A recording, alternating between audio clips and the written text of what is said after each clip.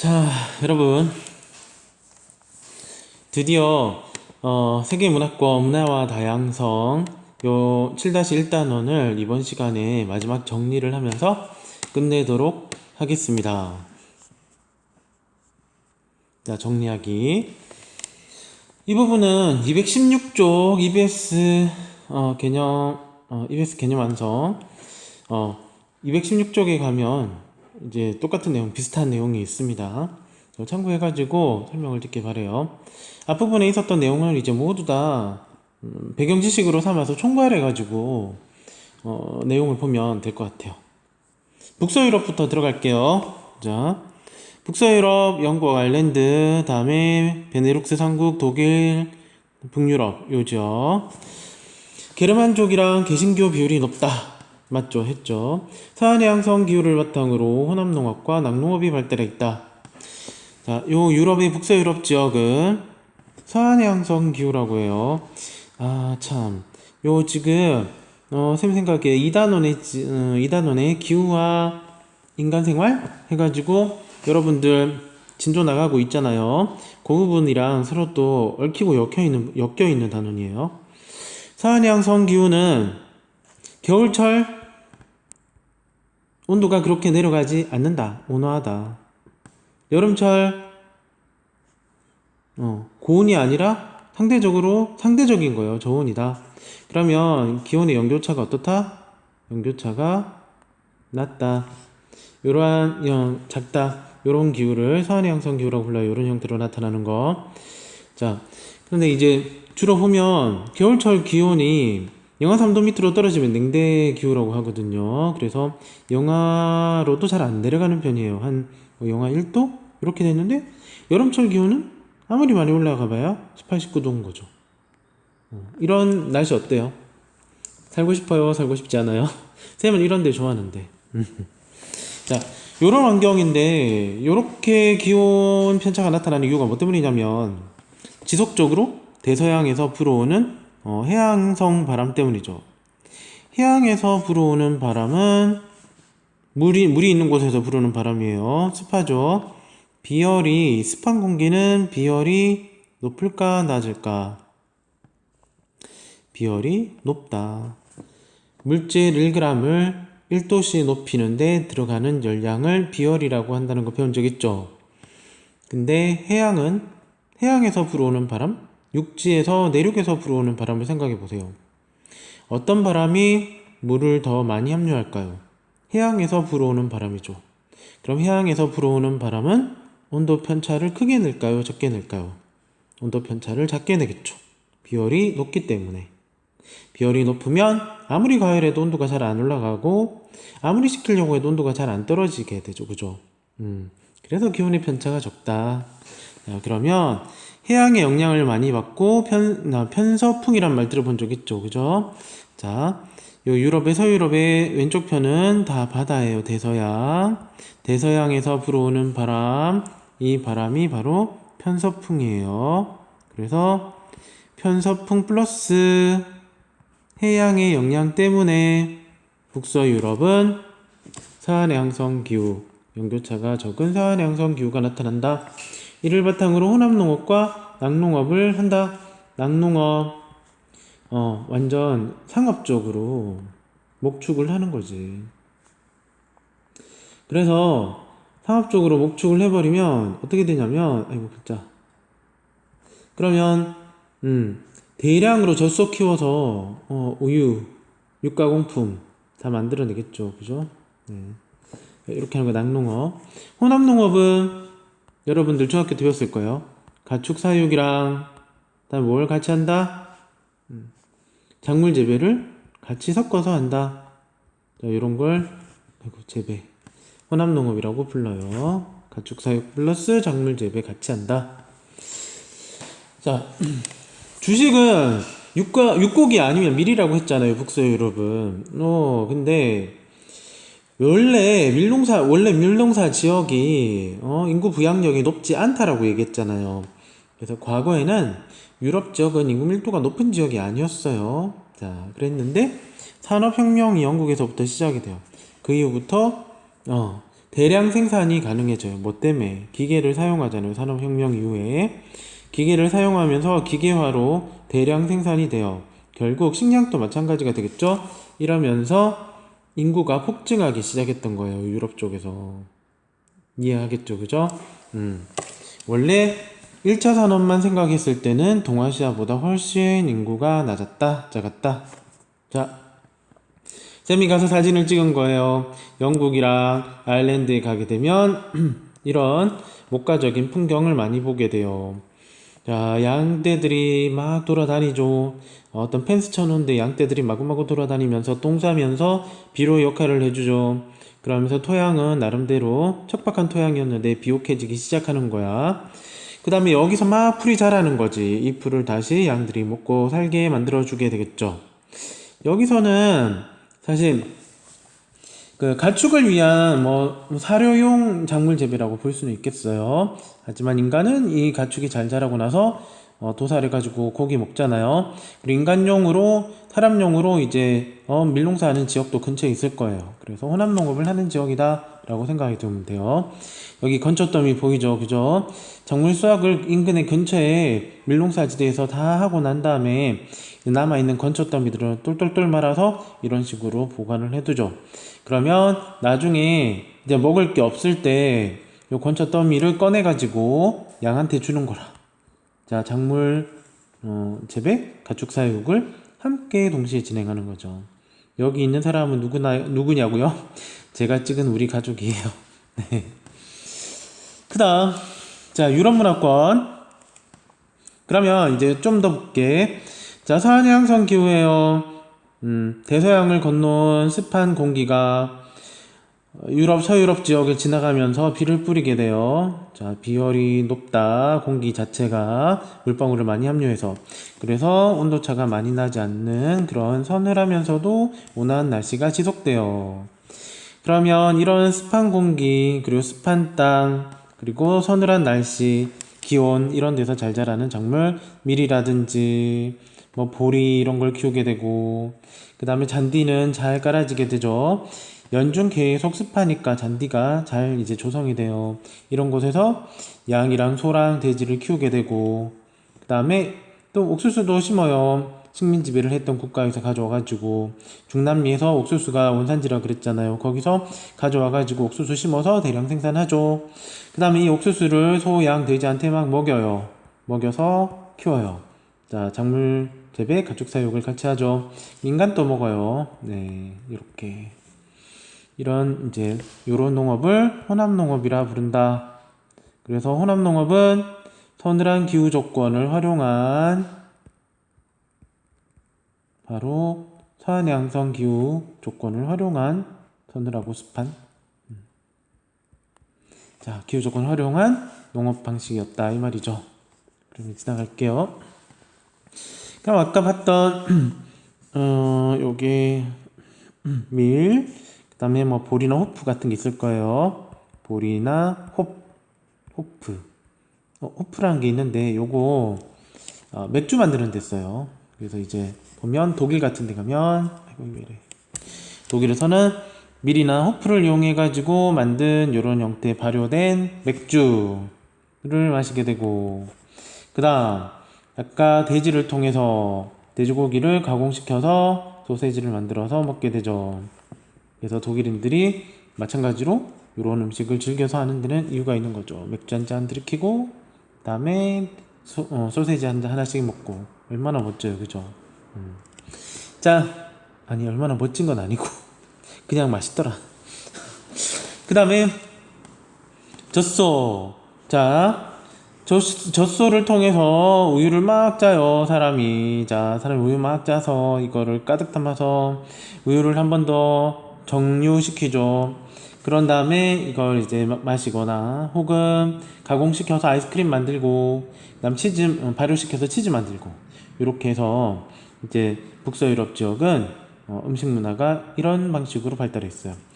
사람들이 맨날 육가공품을 먹다 보니까 놀라지 마세요. 이 치즈 같은 경우가 우리나라에 비해서 엄청나게 싼데, 뭐 우리나라에서는 모짜렐라 치즈나 벨 큐브 치즈 이런 거 보면 1, 200g에 5,000원을 넘어서거든요, 가격이. 근데 유럽은 이런 치즈 같은 거 2,000원 이하가 없어요, 거의. 2,000원 이상이 없어요. 싹 다 대부분 다 2,000원 밑에 가격이. 대단하죠, 그죠? 나 우유도 우리나라 2리터짜리가 거진 뭐 한 4, 5,000원 하잖아요, 서울우유. 유럽은 얼마 하게요? 유럽은 2리터짜리 우유가 1,000원 이 정도밖에 안 해요. 우리나라랑 거의 비슷한 맛을 내는 그런 우유라고 가정했을 때 그런 부분은 좀 부럽긴 하더라.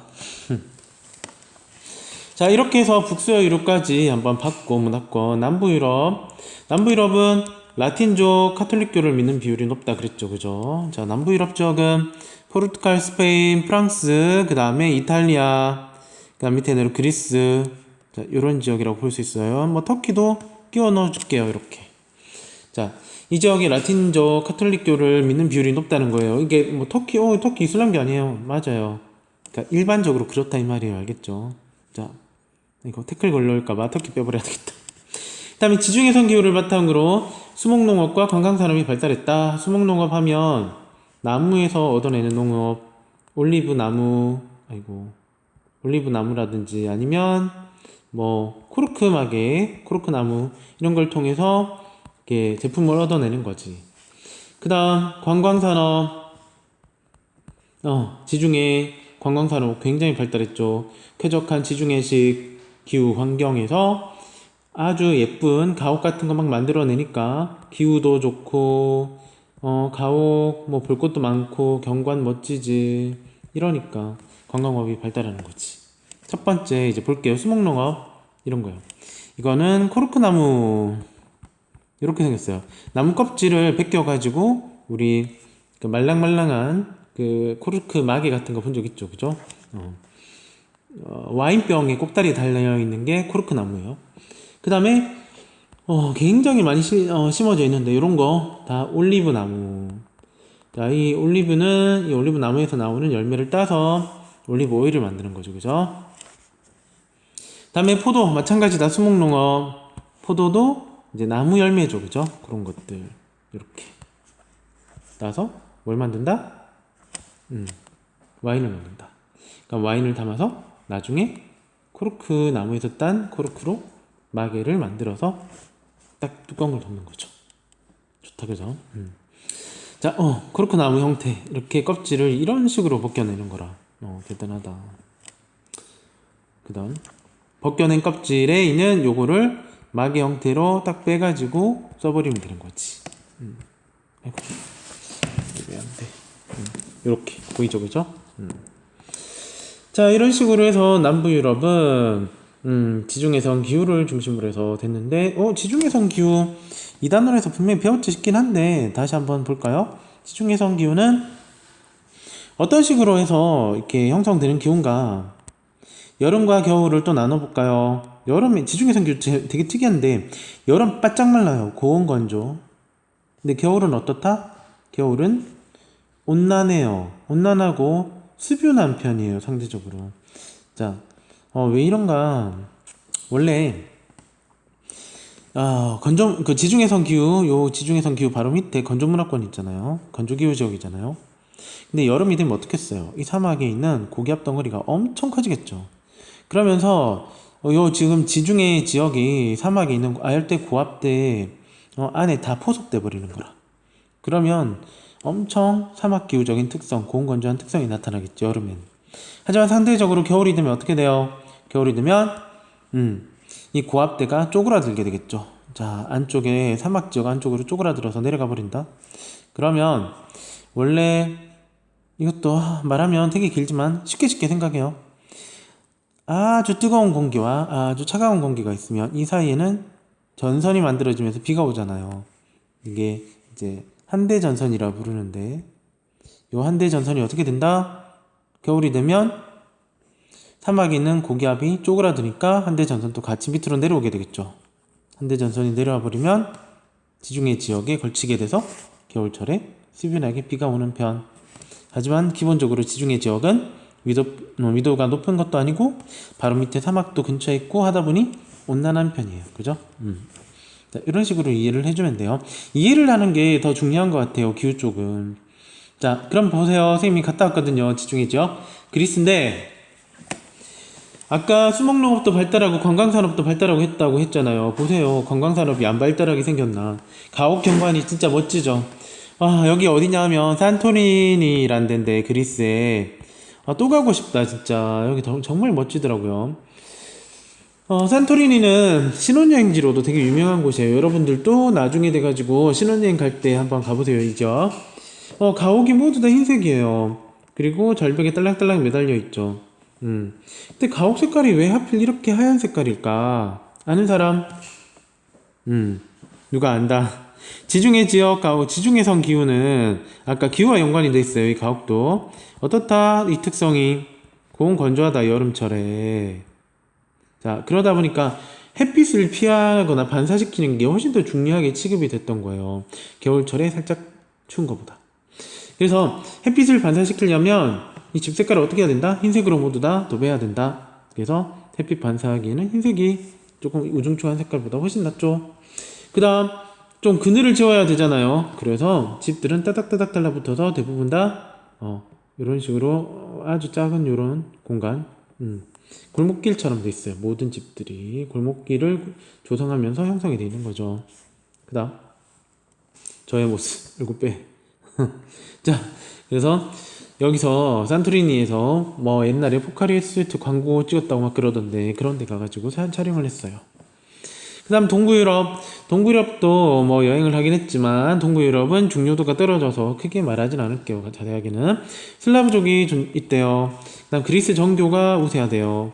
그래서 이 지역은 뭐 민족 종교로서는 이런 측면이 있다라고 알고 있으면 되고, 대부분은 농업에 종사해요.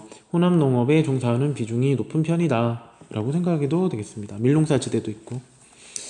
그 다음 내려오면 건조문화권은 북부 아프리카 지역별로 볼게요. 북아프리카, 그 다음에 서남아시아, 아라비아 반도 있는 서남아시아, 중앙아시아 지역을 묶어서 건조 기후 지역인데, 이 건조 기후 지역에 있는 독특한 문화권을 건조 문화권이라고 얘기를 하게 돼요. 이 지역의 건조 문화권의 공통점은 이슬람교를 믿어요. 맞죠? 아랍어도 써요. 그리고 유목사회죠. 그죠? 전통적으로. 그리고 사막이다 보니까 오아시스가 있는 곳에서 농업이 발달하기 시작해요. 오아시스 농업은 도대체 뭐 하는 걸까? 사막에도 경작이 되는 편이거든요. 물만 있다면 사막의 그 모래질이 밭농사하기에는 생각보다 꽤 괜찮대요. 초반에 땅 표면에만 그 굵은 입자의 모래가 있으면 그게 좀 농사를 짓는데 방해가 될 수도 있지만, 하지만 살짝만 걷어내면 굉장히 비옥한 땅이 땅 밑에 있다고 하더라고요. 그러면 이런 오아시스 농업의 대표적인 작물 재배는 어떤 것이 있을까? 대추야자, 재배하는 거 알죠, 그죠? 근데 대추처럼 생겼는데 정말 달아요, 당도가. 대추야자 재배하기도 하고, 밀 건조한 데서 자란다고 그랬잖아요, 이전 시간 때. 그래서 이런 것들 농사해가지고 먹고 살기도 한답니다. 그 다음 풍부한 석유 자원의 개발 과정에서 정착 생활로 변화, 다음에 국제적 분쟁 발생, 이런 식으로 아주 간략하게만 요 지역의 특성을 얘기해놨는데, 여기 이게 왜 지금 석유 자원이 풍부하다라는 걸 얘기해줬잖아요. 근데 왜 국제적 분쟁도 같이 묶어놨는가? 석유 때문에 일어나는 거잖아요, 분쟁이죠, 그죠? 석유의 그 가치가 너무 높다 보니 석유를 어떻게 해서든 더 많이 확보하려고 하는 그런 쟁탈 과정에서 국제 분쟁이 많이 일어나고 있죠. 건조문화권 지역에서. 참, 코로나 때문에 전 세계가 거의 셧다운 됐잖아요. 지금 비행기도 안 뜨고. 그러다 보니까 여러분 그거 알아요? 4월 중순쯤이었나 모르겠다. 중순에서 말 가는 그 시점에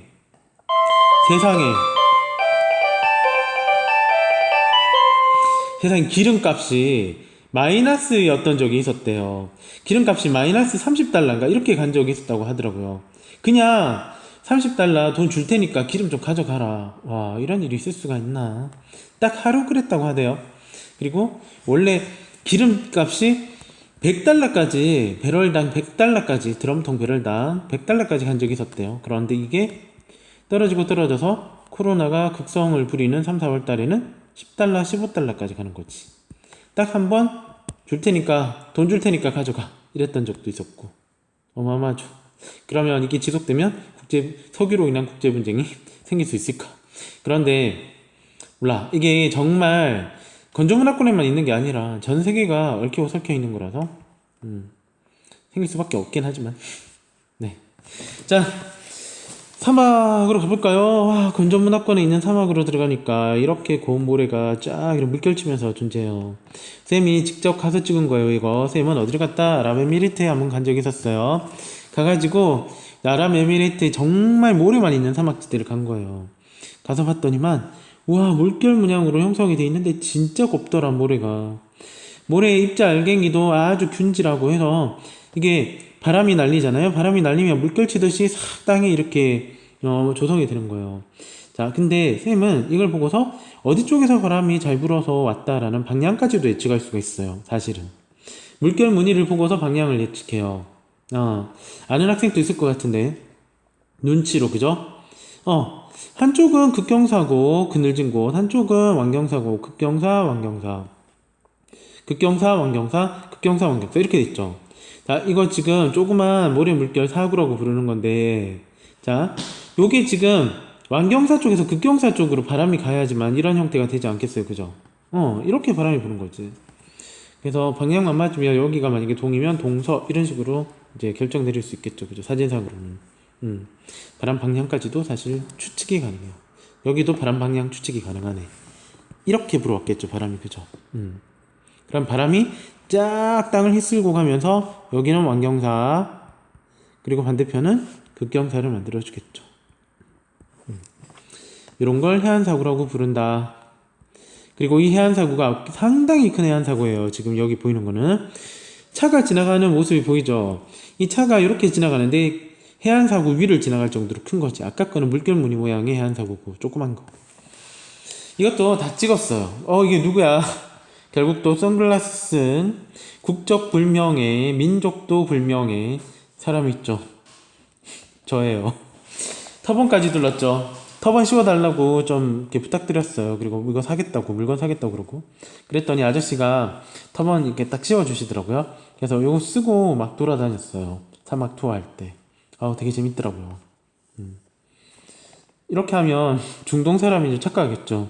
사실 선글라스 쓰고 있으면 제가 그 중동 출신이라고 착각하더라고. 그래서 좀 어디를 가든 어느 나라를 가든 왜 이렇게 그 현지인으로 착각을 하는지 나도 그 이유를 모르겠다. 중동 아랍인 코스프레냐고.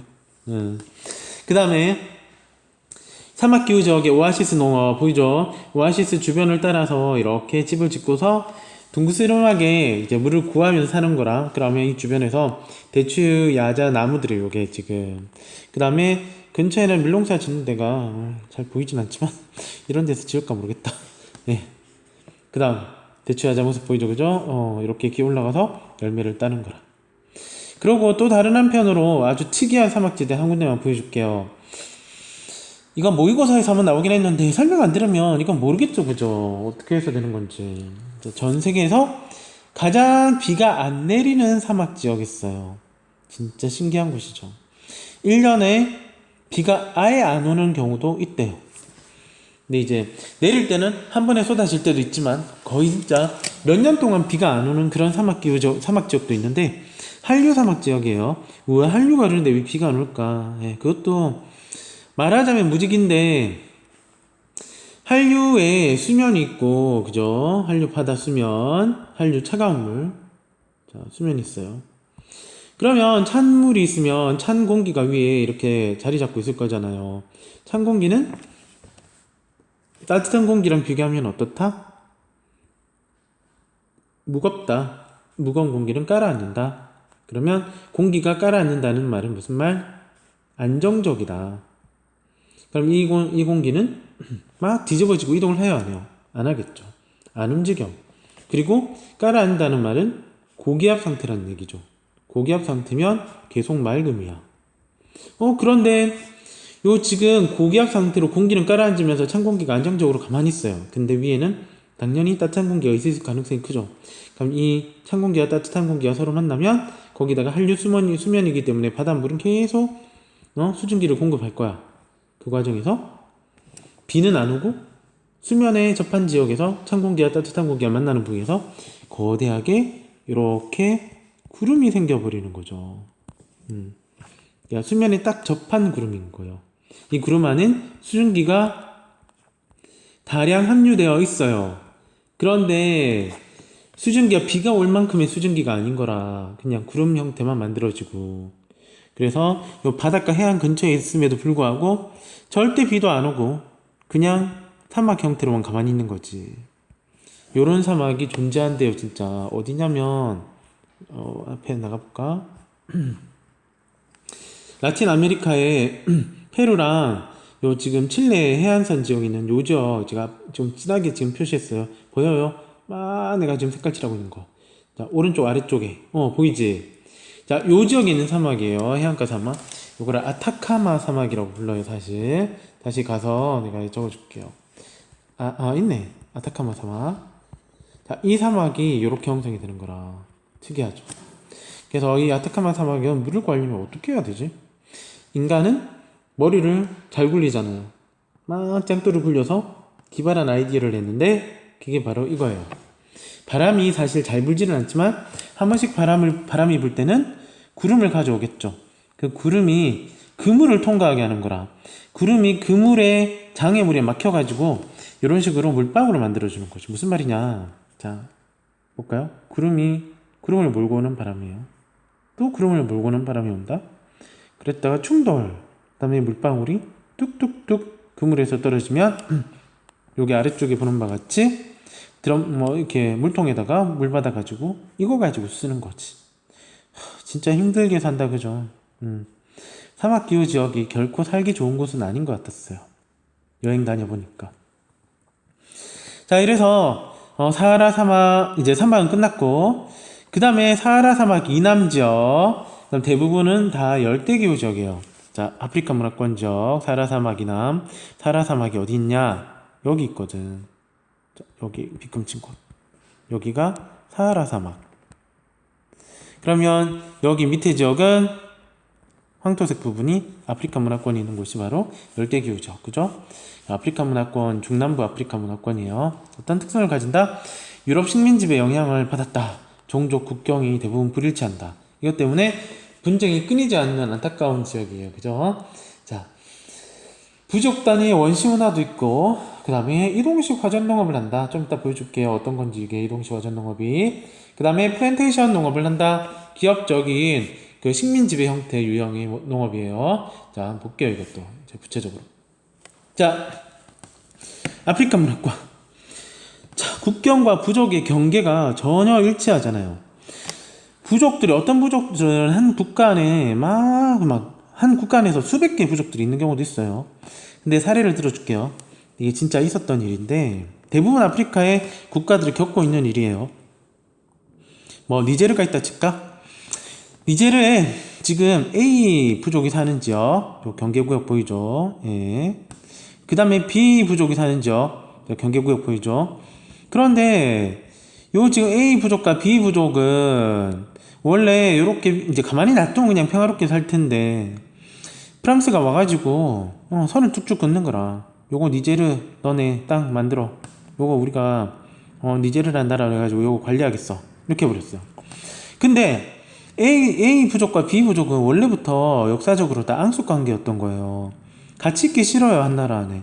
그런데 의도치 않게, 그러니까 이 사람들이 원한 게 아닌데 그냥 프랑스인들이 의도치 않게라고 하니까 이상하다.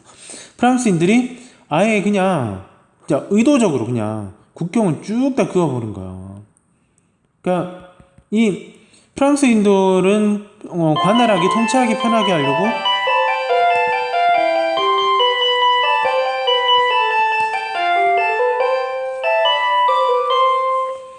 프랑스인들은 관할하기, 통치하기 편하게 하려고 이런 식으로 지 마음대로 그냥 선을 그어서 국경선을 결정했지만 여기 A 부족과 B 부족은 자기네들이 의도하지 않았던 것인데 저절로 그냥 한국 간의 앙숙관계였는데 한국 간에 들어가 버린 거라. 그러면 내전이 발생하겠죠. 이런 나라가 아프리카의 거의 태반이에요. 알겠죠? 그래서 아프리카에는 평화가 오기가 되게 힘들 지경이 돼버렸다는 거죠. 그 다음.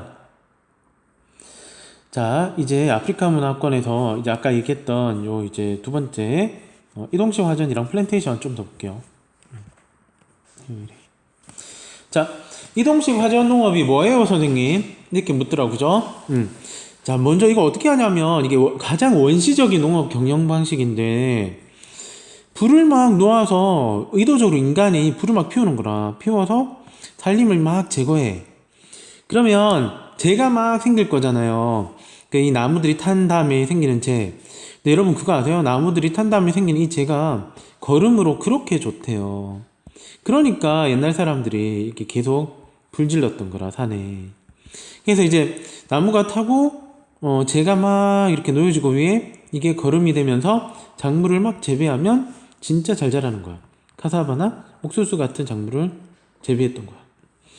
그 다음 큰 작물과 작은 작물 막 동시에 재배했다. 자, 그런 것도 여기 있어요. 불규칙적으로. 왜냐하면 너무 작은 작물만 재배해 놓으면 이게 지금 열대 우림 기후적은 한 번에 비 올 때 어마어마하게 오잖아요. 다 쓸려 내려가 버리는 거라. 그러니까 그걸 막기 위해서 이런 식으로 큰 작물, 작은 작물 섞어서 막 동시 재배를 했다라고 해요. 그 다음 이렇게 작물 재배해서 수확을 많이 했어요. 한 2년 정도 이런 식으로 이제 수확을 했더니 2년쯤 지나고 났더니 지력이 떨어지는 거라. 땅의 힘. 그러니까 땅이 작물을 재배시켜 줄 수 있는 영양분을 공급해 주는 그런 역할을 하는 힘. 알겠죠?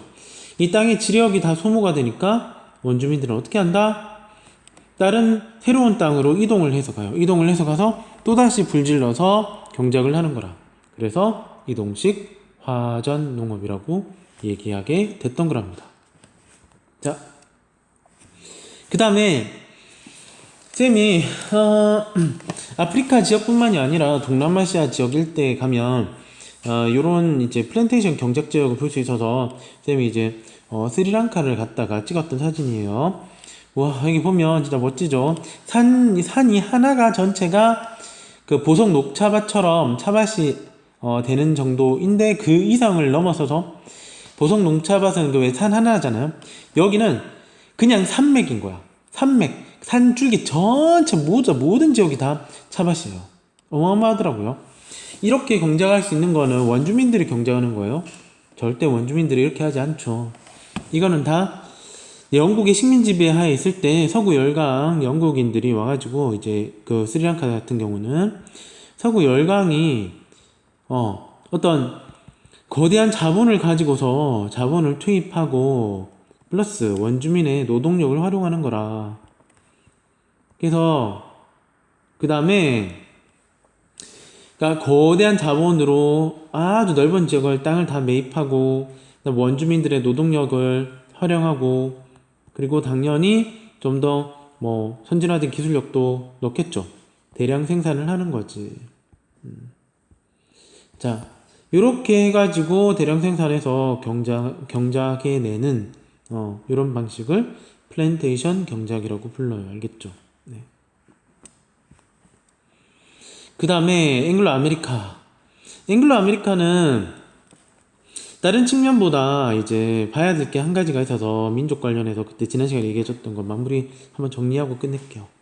자, 앵글로 아메리카 요 지역은 북서유럽의 식민지배. 그래서 개신교 믿고 주로 영어 사용해요. 영어 사용 안 하는 데도 있잖아요. 예, 있어요. 퀘벡 지역은 프랑스 식민지배를 받아서 프랑스어를 쓰고 카톨릭을 믿는 지역도 있긴 있어요. 그래서 우리는 주로 이게 아주 세부적으로 들어가는 게 아니라 두리뭉실하게 이 정도면 이렇다라고 표현하는 거예요. 알겠죠? 네. 그 다음 세계 경제의 중심지 역할, 세계적인 농산물 수출 지역이다. 미국의 중부 지역, 이 지역은 전 세계 식량의 곡창지기도 한 곳이죠. 메이저 식량 회사들이 다 미국의 중부 지방에서 시작을 했어요. 그 다음 라틴 아메리카. 스페인, 포르투갈이 배를 타고 건너가서 신대륙의 중남미에 도착을 해요. 그래서 포르투갈은 브라질에 카톨릭교와 포르투갈어를 심어놓고 나머지 지역은 전부 다 스페인이 에스파냐와 가톨릭을 심어놓게 되죠. 그래서 다양한 문화도 발달하고, 얘네들은 앵글로 아메리카에 정착한 영국인들하고 다른 특성이 있다고 그랬죠. 영국인들은 이교도나 타민족을 배척했어요. 그래서 보호구역, 원주민 보호구역에 싹 다 가두어서 아예 격리시켜버리거나 아니면 말살 정책을 취했어요. 그러니까 훨씬 더 나쁘긴 하죠, 사실은. 그런데 스페인이랑 포르투갈 사람들은 식민 지배를 하러 와가지고 얘네들을 원주민을 말살시키거나 격리 정책을 취했다기보다는 그냥 섞어버려요. 혼혈이 돼버리는 거죠. 그리고 노동력을 활용해서 플랜테이션 농업에다가 써먹게 돼요. 그래서 뭐 마찬가지로 나쁜 놈들이긴 하지만 이런 부분에서는 좀 덜 나쁘다. 일단. 그래서 남아메리카의 혼혈을 정리하면 메스티소 스페인계 백인 플러스 인디오 황인, 그 다음에 물라토 스페인계 백인 플러스, 아이고 이거 잘못 적혔네. 왜 이러지? 미안. 여기는 포르투갈 혹은 스페인 둘 다 될 수 있긴 해요. 백인 플러스 아프리칸 흑인. 그 다음 삼보는 인디오 황인이랑 아프리칸 흑인이 합쳐지면 이런 식으로 이름을 부르게 됐다 라고 알고 있으면 돼요. 네. 그 다음 이제 남은 게 동부아시아랑 오세아니아 좀 남았네. 그죠? 동부아시아는 유교 불교 문화의 발달, 젓가락이랑 한자를 사용하는 문화권이다. 동남아시아 지역은 자 요죠. 이 동남아시아 지역은 상당히 다양한 문화가 혼재돼요. 왜냐하면 해양교통과 육상교통의 십자로에 위치해 있어요. 그러다 보니까 계속해서 외세가 들어오는 거야. 중국에서도 침입, 인도에서도 침입, 아랍에서도 침입, 나중에 되면 유럽에서랑 미국에서 또 침입. 그래서 다 혼재가 돼요. 그래서 이 지역은 인도, 중국, 그 다음에 이슬람 문화가 막 혼재돼서 들어오고, 불교, 이슬람교, 크리스트교가 동남아시아에는 다 점점이 박히게 돼요. 세계적인 벼농사 지역, 그래서 벼의 이기적도 가능하고, 그 다음에 플랜테이션 농업, 고무나 바나나, 차, 커피 재배 다 할 수 있게 되죠. 자, 이렇게 남부아시아는, 동남아시아까지 했고, 그 다음에 남부아시아는 여기 있는 인도 지역이에요. 인도, 방글라데시, 스리랑카, 네팔 이쪽 지역에 파키스탄은 점이적이고 일단 자, 이 남부아시아 지역은 잦은 외세 침략, 그렇죠. 아랍권, 그다음에 영국권 이렇게 민족, 언어, 종교가 되게 다양하게 분포한다. 그리고 남부아시아는 힌두교 중심으로 다 뭉쳤다. 그래서 이슬람교, 불교, 여러 가지 토착 종교도 있긴 하나 힌두교가 주가 된다. 라고 알고 있으면 돼요. 보면 이걸 싹 다 정리해 볼게요. 한번. 자, 아까 봤던 중앙아시아 지역과 다음에 아라비아 반도 지역 보면 대다수가 빨간색의 이슬람교 지역이 되죠. 종교가. 그 다음 인도는 민족 종교인 힌두교를 이렇게 많이 믿어요. 그 다음 동남아시아권으로 넘어가게 되니까 와, 동남아시아는 불교를 믿는 지역이 이렇게 상당수가 된답니다. 하지만 동남아시아가 외세의 침략과 지배를 많이 받았다 그랬죠. 자, 해안과 육지의 크로스 교차 지점이 되다 보니까 그 과정에서 필리핀은 그리스도교의 비중이 높아지고 인도네시아는 이슬람교의 비중이 높아지고 말레이시아도 이슬람교의 비중이 높아지고 그 다음 일반적으로 원래 있었던 불교의 비중은 그대로 있고 복잡하죠. 네, 이렇게 되었답니다. 그럼 마무리예요. 마지막. 자, 이렇게 우리 유럽이랑 건축, 다음에 아프리카, 다음에 동양, 아메리카 문화권까지 봤고 오세아니아 문화권이 있는데 오세아니아 문화권은 사실 얘네들이 오세아니아 문화권이라고 그냥 붙여놓긴 했지만 사실 그냥 영국 문화권이나 다름없는 지역이에요. 그죠? 오랫동안 영연방 가맹국이라고 해서 퀸 엘리자베스를 믿는, 그러니까 따르는 그런 형태의 그러니까 영연방 가맹국으로서 있었던 국가들이에요. 청정한 환경 보존, 관광산업, 이제 자연 관광산업 발달했죠. 그 다음에 당연히 영어, 개신교, 그 다음에 상업적 농업, 목축업 발달한 지역이에요. 그래서 관광업이 발달한 게 뉴질랜드 쌤이 가서 찍은 건데 뉴질랜드 남섬의 밑에 쪽에 가면 빙하지형이 나타나요. 그 다음 북성은 가면 뉴질랜드가 화산 지형이 또 나타나요. 북섬 쪽은. 자, 그래서 북섬 화산 지형 주로 나타나고 남섬 빙하 지형 주로 나타나는 그런 특이점이 있는 곳이에요. 그래서 남섬의 빙하 지형인 여기 지금 요 물이 다 바닷물이거든요. 그리고 옆에는 바로 산악지대로 펼쳐지죠. 이런 지형을 뭐라 부르냐면 피오르드라고 불러요. 네. 그 다음 물 색깔 진짜 예쁘죠. 이거 그림 아니에요. 사진이에요. 샘이 찍은 사진. 빙하 녹은 물은 물 색깔이 다르대요. 그러니까 회색 빛깔이거나 뭐 녹색 빛깔이거나 그런 게 아니라 빙하 녹은 물로 만들어진 호숫가는 굉장히 청명해서 하늘빛이랑 서로 일치돼서 나타난대요. 그래서 상당히 그 하늘 혹은 뭐 파란색에 가까운 그런 색이 나타난대요. 그 다음에 인근 주변에는 라벤더 꽃들이 막 피어 있죠. 진짜 멋있잖아요, 그죠? 자, 선글라스 낀 이 사람 등장했죠. 누구예요? 네, 저예요. 쌤이 여기 있는 빙하 호수를 이제 가르치면서 찍은 거예요. 주변은 모두 다 빙하가 있다 녹은 흔적 있죠. 자, 이렇게 해서 일단 뭐 뉴질랜드의 사례 같은 것도 잠깐 보여줬고, 마지막 마지막 하나 더 있다. 미안. 북극 문화권이 하나 더 있다. 그래서 북극은 사실 삼림이 자라야 하잖아요. 못 자라죠. 그래서 이게 수목이 없단 말이에요. 대부분 다 어떤 이끼 같은 거, 이끼 풀 종류만 있어요. 그러니까 이런 것만 먹고 자라는 술록 같은 게 조금 있겠죠. 그 다음에 바다에서 뭐 어로하거나 아니면 뭐 수렵 같은 거 뭐 조금 하긴 하겠죠.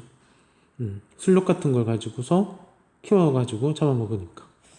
이런 민족이 네네치족이나 이누이트, 이제 에스키모족들, 그다음에 라프족 이런 사람들이 있는데 일일이 다 암기할 필요는 없어요. 이런 거는.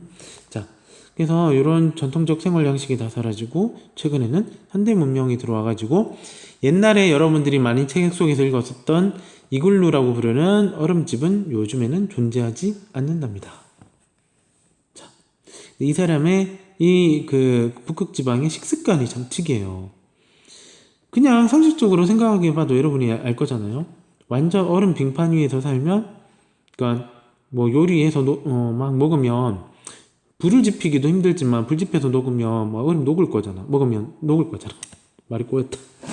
자, 그래서 불 지펴서 음식을 막 익혀서 먹으면 얼음도 녹고 문제가 발생하니까 대부분 다 어떻게 하냐면 지금은 이렇게 가공시키지만 옛날에도 마찬가지 말리거나 주로 건조된 식품을 먹거나 아니면 불을 약하게 막 이렇게 쪼여서 그 연기 있죠. 연기로 그을려서 먹는 음식이 대다수였다고 그래요. 아니면 어떻게 먹는다? 생으로. 어린애들까지 지금 생으로 먹고 있죠. 육회. 그러니까 뭐 술록 같은 거 잡으면 바로 그냥 해체해서 육회를 그냥 먹는 거지. 네, 이렇게 먹고 살았대요. 그러니까 이거를 가지고 손가락질하거나 그러면 안 돼요. 이 지역 사람들은 그러니까 먹을 게 없어요. 그리고 비타민 철분도 흡수를 해야 돼요. 이 피를 가지고. 그러니까 피 그대로 먹고 생으로 먹을 수밖에 없는 이런 혹독한 환경을 이해하는 문화상대주의적 입장에서 바라볼 수밖에 없다는 거죠. 자, 이렇게 해서 여러분 세계 문화권 전체를 다 끝냈어요. 모르겠다. 그 4시간에 걸쳐서 재밌게 잘 들었을지 모르겠고 아니면 좀 내 목소리가 좀 듣기 싫었다 하더라도 잘 참고 들어준 친구들한테 일단 고맙게 여길게. 자, 그러면 다음번째는 이제 진짜 정말 만나서 서로 대화하고 수업하기를 바랍니다. 여기까지 하겠습니다. 여러분 나중에 볼게요. 안녕.